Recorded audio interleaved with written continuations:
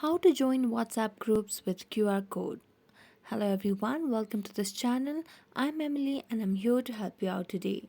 So without any delay, let's get started.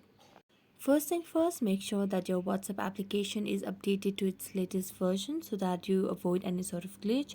So I'm just going to go to Play Store and search for WhatsApp. And as you can see on the screen that my application is updated to its latest version.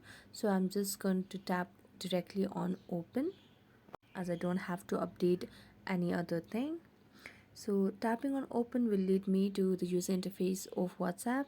Here I have to tap on the message that has sent me the QR code. So I'm just tapping on one. So here's a QR code and I have to just click on the link that has been given or the QR code. So just tap on it and you can scan it by using WhatsApp camera to join this group, or what you can do is also go back and you can tap on the link that has been attached with this QR code right here.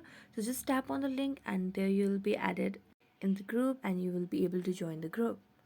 So thank you so much for watching this video. If you enjoyed watching this video, don't forget to like, subscribe and hit the bell notification for more updates.